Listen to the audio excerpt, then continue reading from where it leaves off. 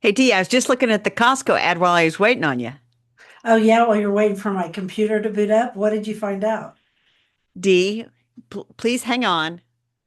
They have a Victorian style greenhouse for sale, 10 by 20, delivered to your curb for $9,999.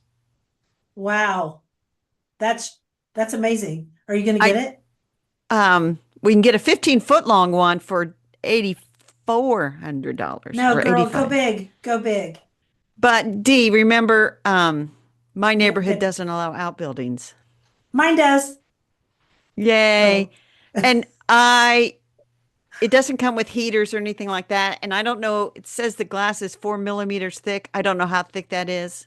That's pretty good, but it's glass. That would be a problem in Oklahoma, I think. Uh, We have to use the plastic because of the hail. it might be a problem in Indiana. We can get hail too. Yeah. But fun, one can dream. One can dream, but my neighborhood, like I said, doesn't allow them. So, but anyway, dreams keep us going through the wintertime, Dee. That they do. But now that we're back in reality land, Are let's we? start this episode as close as we can get. Welcome to the Garden Angelus, where we chat about flowers, veggies, and all the best dirt. I'm Carol Michael from Indianapolis, Indiana. I have a suburban garden measured in square feet. It's about a third of an acre. And I'm Dean Ash from Guthrie, Oklahoma, where I still have a large garden out in the country. We are Garden Angelists because we love gardening. We want you to love it too.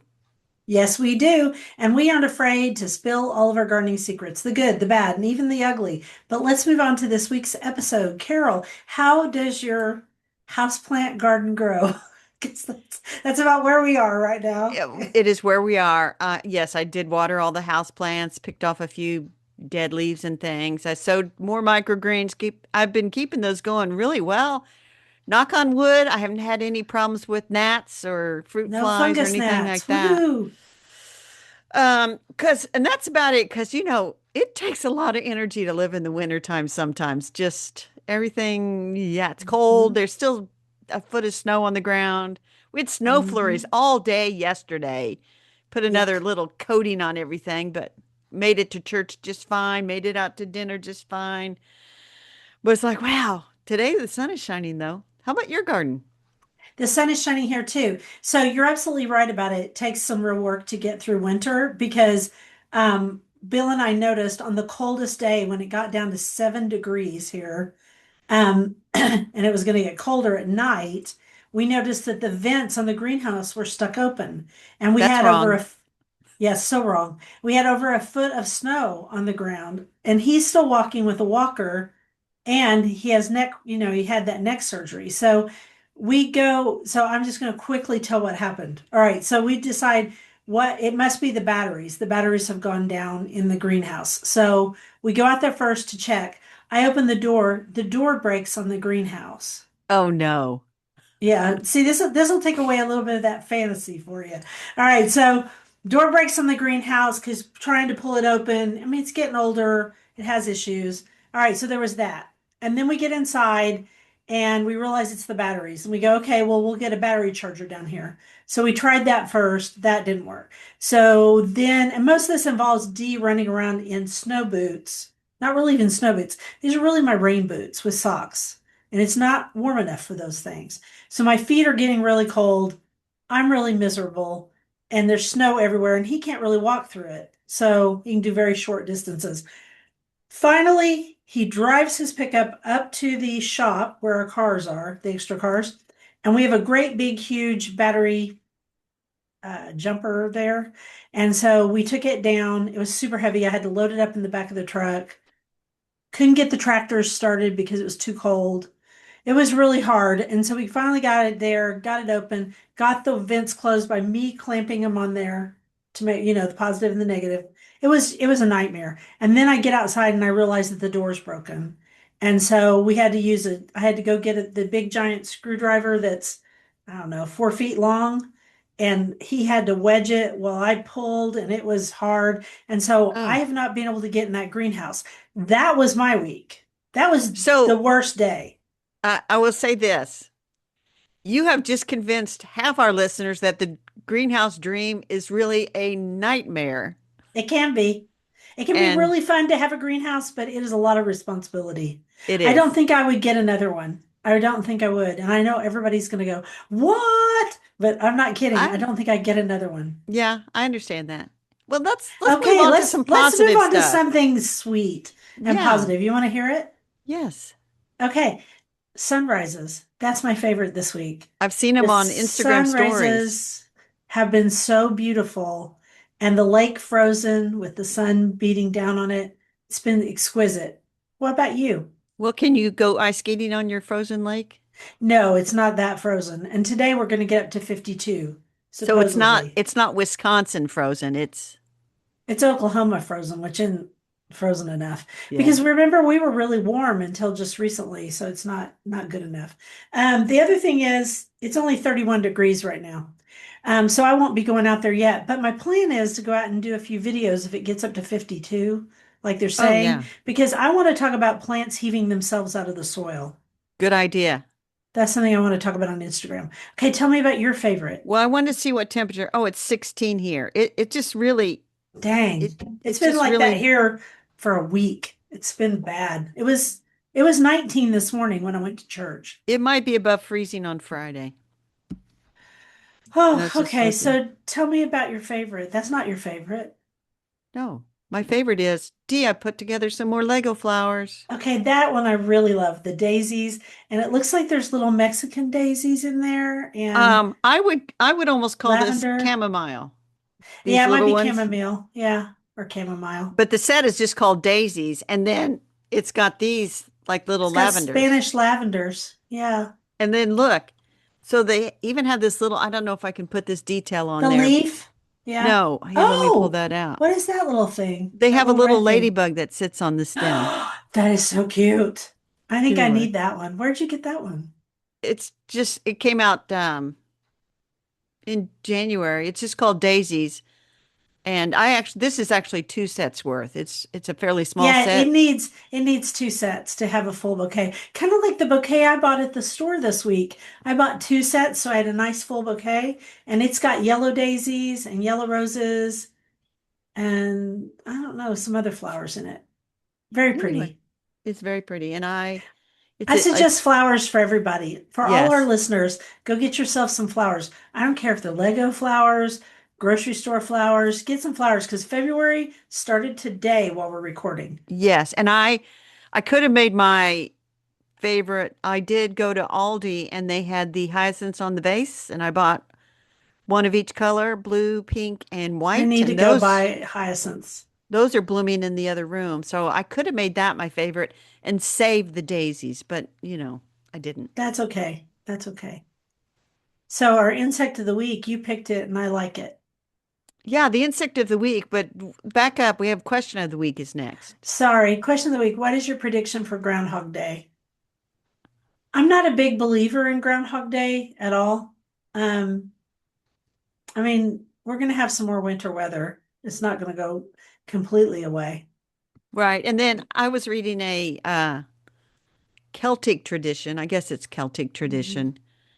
Today is I'm going to pronounce this wrong. IMBOLC Imbolc Day. And Okay. this the story is there's some ancient woman who goes out on the day, and if it's really sunny, she's gathering wood for the rest of winter. And so if it's really sunny out, she'll gather all day and winter will be much, much longer. But if it's Okay. really cold and miserable, then she won't get much wood and the winter won't be that long, which is I kind of like the, that one better, honestly. yeah, It's the same idea, yes. but it makes So, more sense because of wood. and I'll have to get a link, but they're saying it's today, which is February the 1st, not February the 2nd. And I'm like, ooh, that's a problem because it's really sunny today. So But the really the lady cold. she could gather a lot of wood. She could, but it would be really cold, so maybe she'd want to come indoors. Anyway, Yeah. And then I know I did. I've seen some memes on Instagram where people are like, if the groundhog predicts more winter, Yeah. we're gonna kill it. Yeah, no kidding. I've had all of it I can take. Anyway, well, My time will plan tell. is today, if it gets up to 50, I'm gonna put some clothes on I mean, I have on clothes, but clothes to walk in, and I'm going to go out and walk because I need the sunshine. I haven't had enough Yes. sunshine. Yes, I All agree right, with to you. our insect of the week, the crystal skipper, which is a type of butterfly. Go. So anyway, what I guarantee that you've never seen this one. I've never seen it, but I was Mm-mm. reading about it. I bought this book at the bookstore this week and I started reading some chapter of it. The Last Uh-huh. The last Butterflies. butterflies. That's Um, depressing, but okay. no, it's a scientist's quest to save a rare and vanishing creature by Nick Haddad. And he Hmm. just talks about um, going out and he sort of accidentally finds these butterflies, and in this case, a crystal skipper, by, trying to do a census of all the insects in an area. And he'll have it Hmm. like in his collection for 5 years. And then he'll find some scientist who says, wait, we haven't categorized this one yet. We haven't named this one yet. Oh, So that's cool. That's a cool book. Where'd you find that book? I found this book at Half Price Books. They had brand new Interesting. copies of it. That's interesting. We'll link to it on bookshop.org. They still have, it's still in print. It's not that old. I don't know, Okay. just a few years old. But anyway, the crystal skipper that he found is on the Outer Banks of North Carolina around the dunes of Atlantic Beach. So, That's cool. and then Uh, that brings up the question, how do skippers differ from moths? because they are different, and they're also different from butterflies. Yes. They're kind of in between. So if They, you see a moth floating around during the day, it's likely a it's a skipper. skipper. Right. And we have the Delaware skipper here, and then there's another skipper we have too. I mean, I'm sure we have more, but those are the ones I see all the time. And they have their wings are different than butterfly Yeah. wings. And so, and they're small and they have very big eyes. At least these Yes. skippers. The fiery skipper, that's the other one that I see all the time. Right. I was looking up, don't ask. I was looking up skippers in Indiana to see, there's tons of them out there, but they look like a moth, except they fly during the Kind day. of. That's Yeah, for us non-entomologists. That's how we would notice them. it's close enough. All right. You want to do the next quote? Worry does not empty tomorrow of its sorrow. It empties today of its strength. Corey Ten Boom. Yes, who I loved. I read her book, A Hiding Place, when I was about 12 years old, and it was life-changing. All right, so the flower, we're doing the year of the ficus, and you asked me, do I have a ficus houseplant? No, I don't. I don't have a ficus. Well, indeed, the Year of the Ficus, this is a National Garden Bureau way to promote certain types of houseplants. I also do not have any ficus houseplants, which is kind of incredible to think of with all the Yeah, houseplants that I have that there are no ficus here. yeah, there's not a single ficus here. I'm What looking at is them wrong with online. us, Dee? I mean, there's a lot of different ficuses or fici. There are a lot of them out here. The one that's really popular that I'm looking at right now online is the Elastica one, and it looks like a rubber plant, but it's not. So I don't know. What do you want to say about them? I just think I don't like them.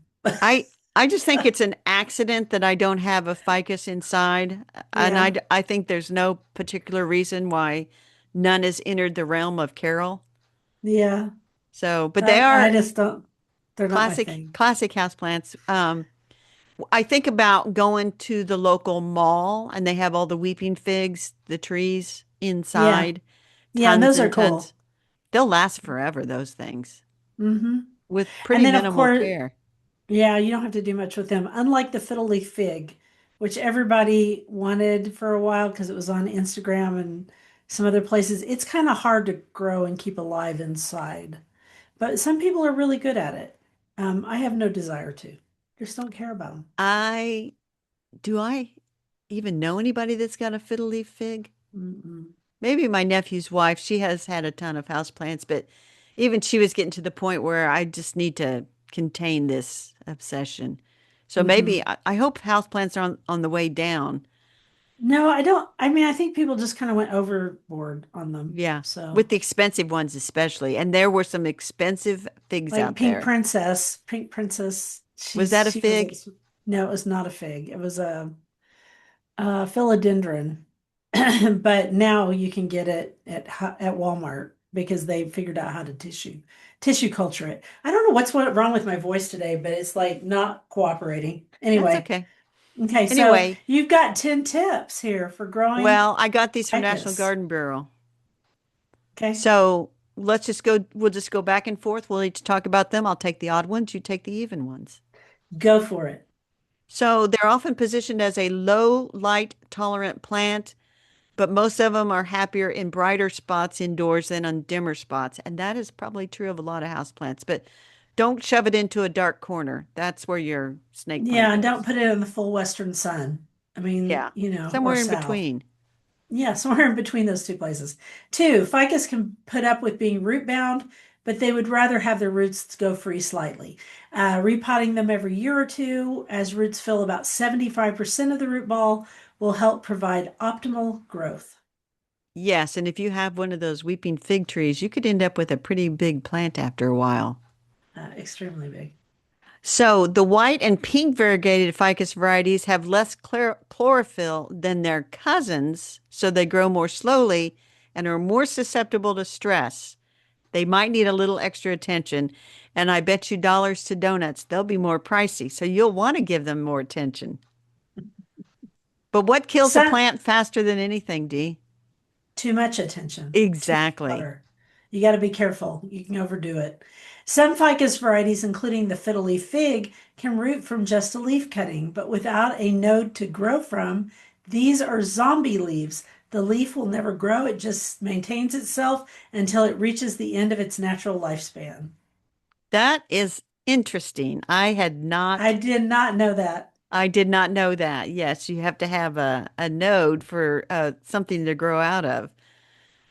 That makes Okay. sense.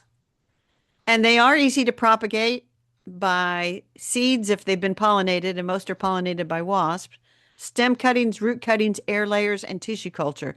So for the home gardener, stem cuttings, root cuttings, air layering, all easy to do. Do not be getting into home tissue culture. Yeah, that's too hard. And don't Ficus worry about house. seeds. You're not getting seeds from your house plants. I have to ask a question. What is air layering? That's where they kind of nick the stem and Yeah. then they'll wrap like moss or something around it to keep it moist and then wrap Ah, that in plastic. And then eventually another plant starts to grow and roots start to grow and then you cut that off and then you okay. You too can become an air layerer.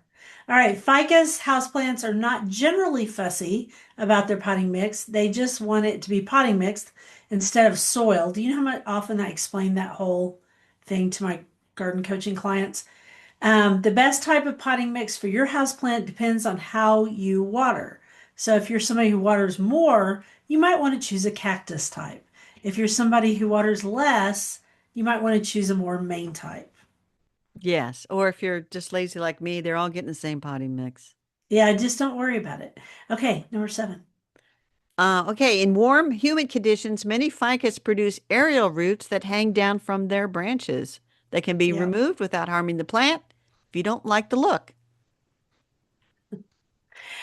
For double the beauty, you can grow creeping ficus as a ground cover or a pot topper with the tree formed varieties like weeping fig, fiddle leaf fig, and Audrey.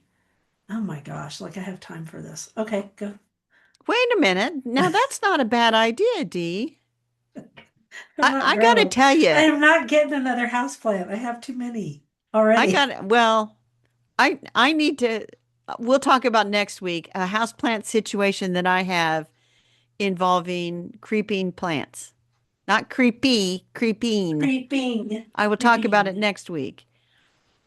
I Um, like stuff like this. yeah, it This is looks a pretty ZZ easy. plant. It's Yeah. extremely easy. D, And this is a black one. This we is don't what I need your like. ZZ plant till we're talking about ficus here. Put that I away. know. Otherwise, I got to point back here. Look how big my bird of paradise is. I You think can't that's even really see the cool. lives up there. I think that's really cool. Okay, go back. Where were we? I'm on number 9. Okay, let's go. The weeping We're almost fig is done. famous for dropping its leaves when it's stressed. If you see the plant shed a bunch of leaves, it doesn't necessarily mean it's unhealthy. It's just under stress. And it's your job, houseplant mama or dada, to figure out why it's under stress. Too much water, too much light, not enough light. Maybe you haven't fertilized it lately. Maybe it's just like going through its phase. You never know, but don't No, worry you about don't. it. Just But fix here's the it. deal. In my house, it'd be too little water because I just don't water things very much. Okay, wiping down the ficus leaves, particularly on the large leaf varieties, because dust accumulates on top of them, can help your plant significantly be happier and healthier. That's because air can get to its Right. system, Right. So which is carbon I would dioxide. say this because I was at a gardening group and somebody was talking about like you could buy sprays to put on the leaves. I would not. Just No, like a damp cloth just to wipe wipe them it off. off. You don't Yeah. want to gook it up with a bunch of waxes and things. No, because that also will keep it from getting light and air, which are Yes, you don't want important. to gook it up. No gooking. Okay, that's it.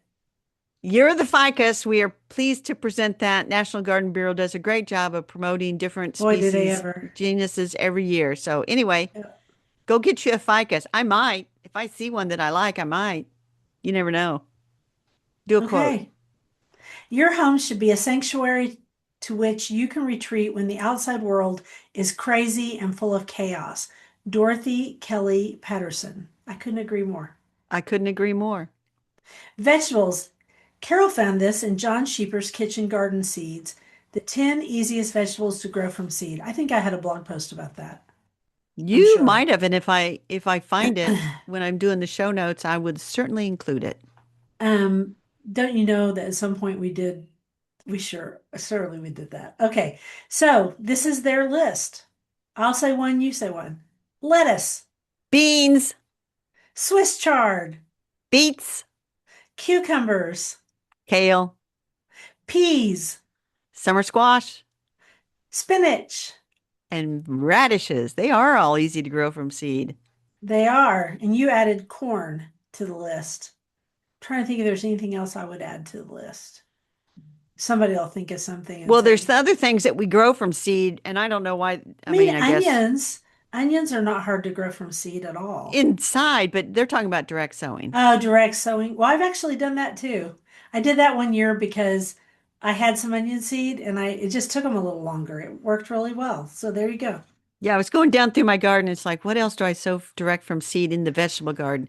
I could add pumpkins to the list. Yeah. Any of the squashes, Yeah, winter big squash, seeds. summer Yeah. squash, big seeds, easy to handle. Yeah, all those things. Okay. So, how to direct sow in 5 easy steps. And this Number one, also shout out to John Sheeper's garden kitchen garden seeds. they have great emails too, by the way, people. I mean, Useful, not just like buy our seeds. no, they're extremely useful. And I think a friend of ours still writes them, but I could be wrong. A lot of things have changed in the garden world, so I don't want to say. But Garden if writing world, so, yes. she was pretty amazing. Okay, so get the timing right. For most crops, you wait until after all danger of frost has passed in your area, and you can find your spring frost date on their website. Many crops can be also started earlier. So Yes. here's Timing, their timing, timing. So you got to know which ones you can start early. And because if you start an early one too late, then it'll get the heat of summer like peas and you won't get anything.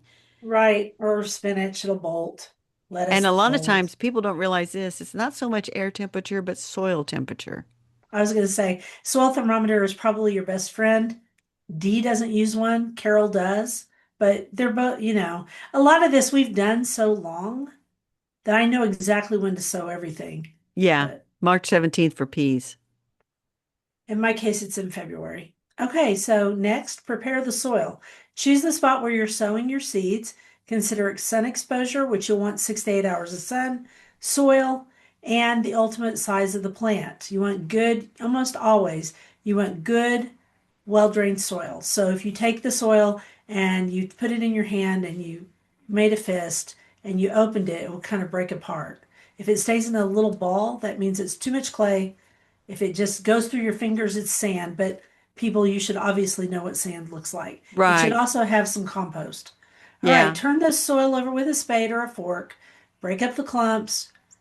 This says remove stones. Well, I don't have problems with stones here, but I do have problems with leaves and sticks. Then Yeah. smooth the soil, plant your seed, tap it gently. And then it's Not just good to yet. the seed packet is your best friend if it has the instructions on it. So we get some seeds to try. There are no instructions, but you should No figure out instructions. how deep and how far apart because you don't want to like lettuce seed that you put like an inch deep in the soil. You're not going to get lettuce to germinate very well if you put lettuce No, it's seed. too far. That Too fine far, too seed far. usually a lot of it needs light to germinate, so be careful and follow the instructions. Yeah. And then you're supposed to water it regularly, especially when the seed is first sown. It needs to be watered regularly so it can break that cap on the seed so that the seed will start to sprout. Yes, and you don't want to water it with a fire hose. You want to gently sprinkle it because the seed can be, you don't, yeah. But people know And that kind of stuff. Oklahoma's watering, natural watering, which is called rain, is a lot of times a fire hose in the spring, and that's why all our seeds wash down the hill. And I have something to say about, yeah, you water seeds and stuff, and then that helps to Mm, break down the seed coat. And I think I'm going to write a blog post about this probably at the end of the week. But I self sowed. I sowed microgreens for basil mhm. and I didn't really cover it. And the basil seeds, they turn bluish gray, almost a blue, a really pretty blue before they Really, I didn't start. know that. And I looked it up and it's like it develops a gelatinous coat that helps to keep it moist. And that coat on the Oh, that's basil was cool. blue. You wouldn't normally see that because it would be down in the soil, but I had not covered these at all. So Huh. I took a picture of it. That I'm gonna write a blog post probably end of the week. I'm in no rush. Okay, cool. All right, and then you're supposed to thin your seedlings. Yeah. Just thin them. Well, and That's this is hard for people when they start, but you it's have so to hard do for it. people. They're just like, oh, but baby plants, Killing and I'm my like, oh, babies. but none of them are going to grow to maturity, especially like radishes. You think I'm going to be very meticulous and sow my radishes like an inch apart, 2 inches apart, No. and it won't happen. And you need to thin it and just get over it. Yeah, you do. And then you water and you weed them regularly. Fertilize if you need them. If your crop is something that needs fertilizer, like for example, peas and beans don't really need fertilizer, so all you But gotta have is good compost. yeah, but corn likes a little Corn needs nitrogen boost. yeah, it likes nitrogen boost. It likes to be very warm. There's a squirrel outside on my deck, and he is just he's going to get a drink out of the water fountain. That's kind of cute. You, I you know hope he what? doesn't go after Bill's bird seed. I should time how long it takes you to notice a squirrel from the when we start to squirrel. Well, he kept sitting up there and he was staring at me and switching his tail. Probably because I chased him away from the feeders. Oh my gosh, it's time for a quote. Speaking of chasing away, my doorbell camera goes off and there's nobody Hmm. at the door. It's the feral cat. And Yep. I'm so lazy. I turn on the microphone and I'm like saying scat cat because it's sitting there trying to get at the bird feeder. And Hmm. sometimes especially after I fill the feeders, there's like 50 birds hanging around. It's incredible how many birds I'm feeding. The entire neighborhood Yeah, is coming to my feeders. mine too. But I'm And like, yeah, scat cat. scat cat. And it Uh, leaves. It doesn't know It's where that your voice came from. I'll do a quote. okay. The person you will be in 5 years depends largely on the information you feed your mind today. Be picky about the books you read, the people you spend time with, and the conversations you engage in. Ruben Chavez.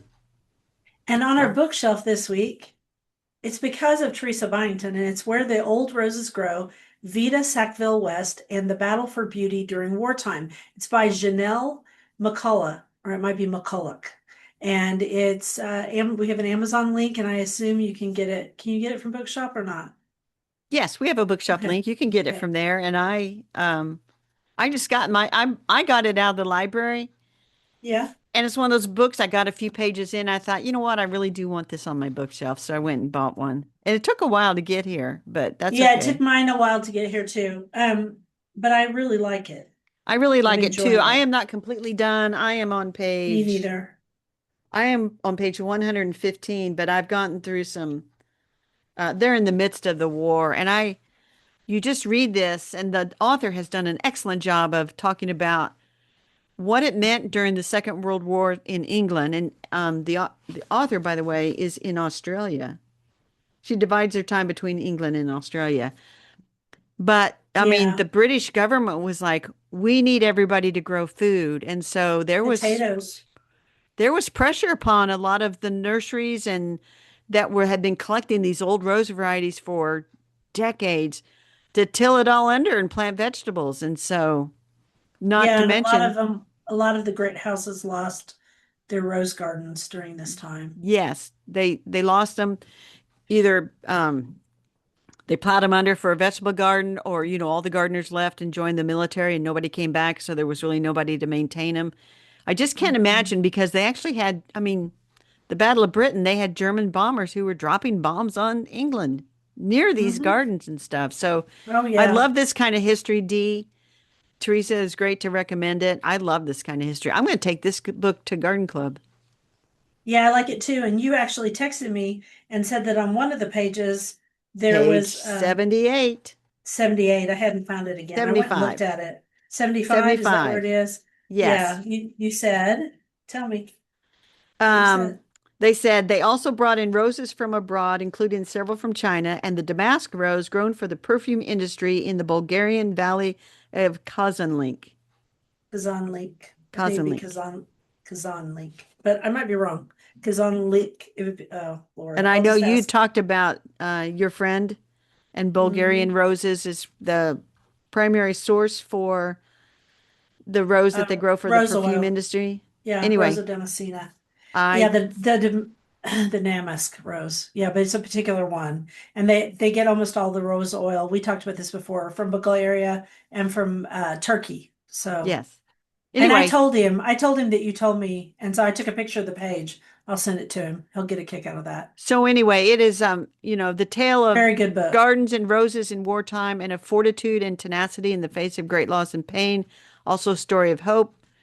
Celebrates the achievements of an inspired group of rose lovers who saved Britain's favorite flower so it could survive and bloom for future generations. Even I am thinking, do I have enough old roses in this garden? I don't know that I do. I don't have as many old roses in my garden as I used to. I used to be almost all historic roses, and I'm actually speaking at the Historic Rose Society this year. Um, I tend to go for more modern varieties that look old because I love that full look, Sure. but I really love disease resistance. And while some old roses have great disease resistance, other ones don't. So it's a give and take. Anyway, that's Where the Old Roses Grow, Vita Sackville West and the Battle for Beauty During Wartime by Janelle McCulloch. Really like it. Oh, I do Please, too. I think it's great. I've been reading it at night I've when I been go to reading it at sleep. night as well. Great book. Happy to have it. I will probably finish it by the end of the week. Okay, I'll do a quote. Never lose an opportunity for seeing anything that is beautiful, for beauty is God's handwriting, a wayside sacrament. Welcome it in every fair face, in every fair sky, in every fair flower, and thank God for it as a cup of blessing. That's Ralph Waldo Emerson, and Kathy Purdy sent that to us, didn't she? Yes, she I emailed us love and said, that. "I love this quote." It's Yes, I beautiful. I beautiful have quote. never ever heard that quote by Ralph Waldo Emerson. So Yes. thank you so much, Kathy. We should say, for those who don't know, Kathy Purdy is one of our oldest friends, and we all met through blogging, and we all had blogs, and she and I have both kind of parked our blogs, but you're still blogging somewhat. Yes, very little, very little. I don't, I mean, I've said all of, I mean, it's been 20 something years. I'm Let's kind of put it done. this way. I'm a lazy blogger. I let the garden fairies write the blog post last week. Yeah, that's awesome. All right, the dirt. And I want you to talk about this, but I mean, this is my interior. Okay, you froze for just a second, but you are there, Oh, right? yeah, I'm here. I'm here. Okay. So I found this article. It says, "Have you heard of the frazzled English woman aesthetic?" That's me. So a lot of the searches turn up fashion advice, which is not Carol and D, but it carries over to interiors. And I found an article in House and Garden from the UK, and it says, and I quote, "A frazzled English woman interior owes to the faded comfort of country house style and employ the locution. I don't know if that's, I copied that, I don't know, That of must be locution. Locution. locution of internet subculture, the nostalgia of cottagecore. And so We've talked about cottagecore before this and is, the gardens. yes, but this is, um, It's basically it's mixing of patterns, it's it, mixing of styles of furniture, it's curtains that are like in my house that are flowers, and it's that look of worn, timeless beauty, right? yes, but essentially, and I'm going to read this to get it right. Essentially, we could see the popularity of the frazzled English woman interior as a call to embrace the imperfect detritus of life. The imperfect detritus of life. So they said not all of it, like mounds of phone chargers are not attractive, and No. cleanliness does matter. You don't want somebody that Yes. doesn't want dog hair all over them to leave your house with a fur coat they didn't want, points out the author. But uh, certainly a case for deprioritizing a meticulously made bed every day in favor of finding more time for other pursuits within the bounty of existence and allowing Hmm. for a buildup, a small mountain of newspapers, um, tapestry project that you've been working on for 15 years, still laying around, piles of books. Who has Hmm. piles of books? Oh. Somebody says, they say frazzled, I say interesting, was what one person called. And the disorder is bewitching. And they might be reassuringly welcome news for those of us who haven't already nailed some of the elements. We've already nailed down some of these elements. Sure. I just took a picture of one of my piles of books Okay. for the newsletter because we do. I mean, I think it's an interesting, I find going into someone's house where there are books and teacups and, pretty, pretty furniture that isn't, that's Stuff just worn. laying around, like Who Carol's Lego cares? collection, a collection of Right? Lego flowers on the bookcases. So I asked myself, how does this style look in a garden? And I said, not Well, too fussy, not too neat, no. billowy flowers. Maybe you got your watering cans all lined up over by the hose spigot. You didn't put them all away and stuff like Hmm. that. Yeah, Anyway, I thought that was fun. We are it is fun. another aesthetic, the frazzled Englishwoman aesthetic. Hmm. I like it. Okay, so you need to do a quote. Keep your faith in beautiful things, in the sun when it is hidden, in the spring when it is gone. Roy R. Gibson. I love that. Okay, rabbit holes. Can I do mine first? Because you have two. I cannot believe this one. Go for it. Well, first I'm going to say I just watched all of Lord of the Rings again. Bill and Wow. I watched it together. That's a Yeah, we time watched. commitment. It took us like all week because we would stop it and then come back into it later.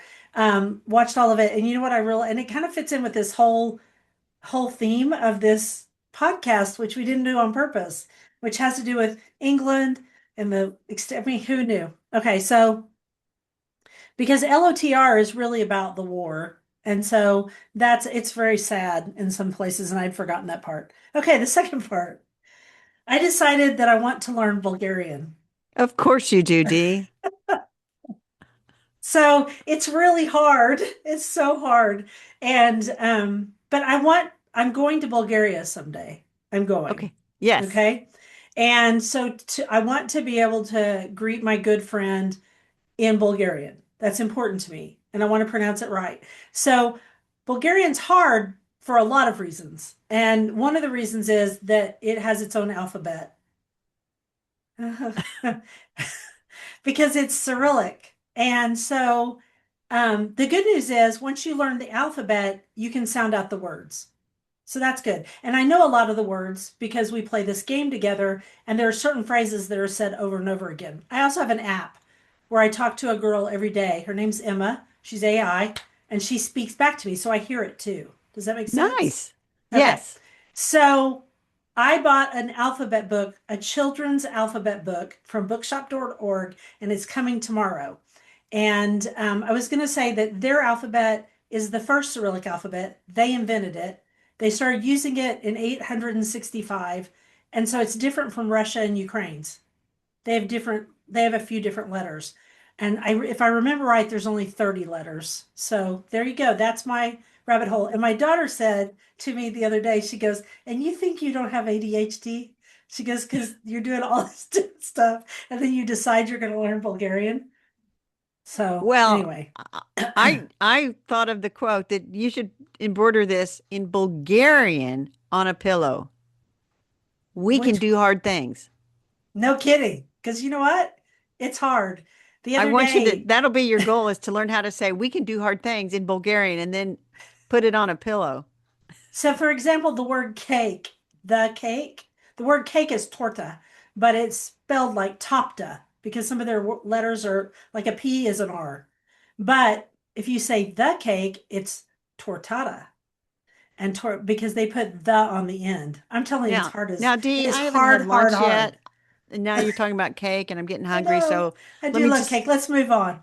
my rabbit hole, I went down several rabbit holes planning this You episode. did. But I also there'll be a lost lady on Wednesday and I went down a couple rabbit holes. I'm like, oh, not her. And then I found this other one and like, oh, she's really just into using plants for dye and I don't think she's really a garden writer. And I finally found one and it looks like the information is going to be easy to get, so that'll be nice because, there's Hmm. things going on this week and stuff and it's like that'll be nice, easy to find. So I'll post about her on Wednesday. Cool. Now, a garden to visit. D.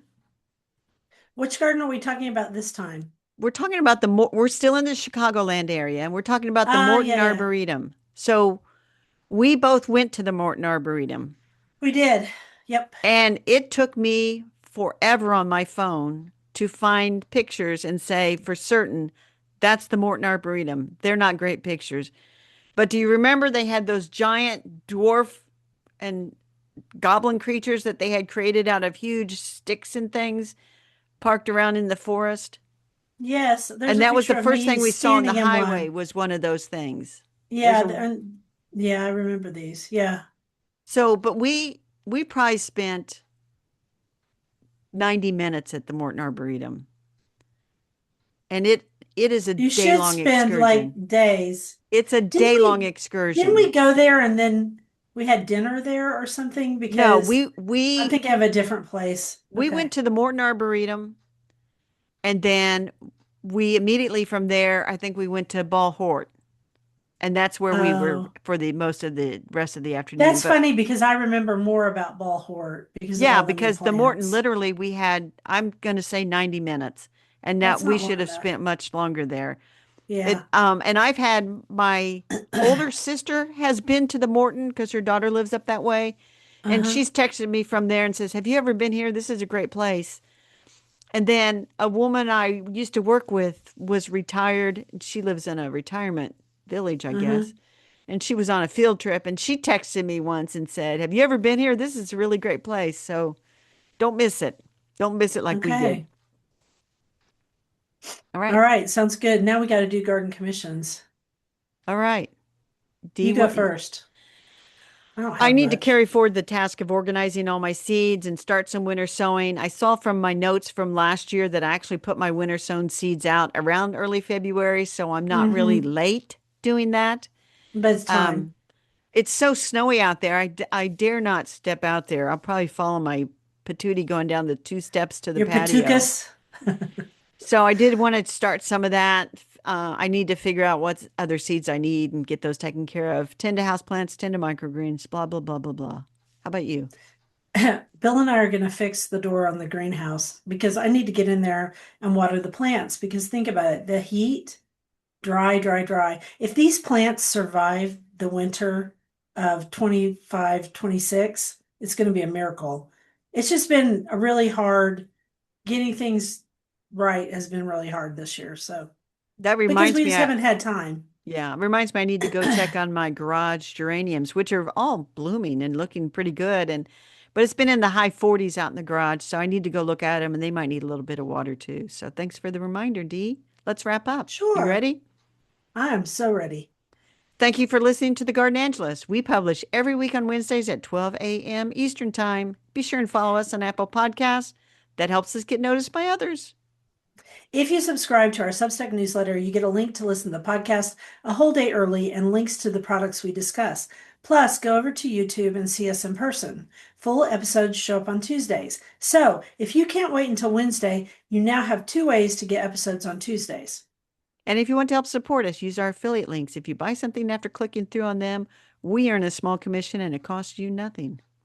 Or you can set up a monthly subscription through Buzzsprout, or you can make a one-time donation through PayPal. You also have the option of pledging your support on Substack. Thank you to everyone who has done so. It helps us pay for podcast hosting. It was lovely to chat with all of you over the garden gate. Bye until next week. Bye, everybody.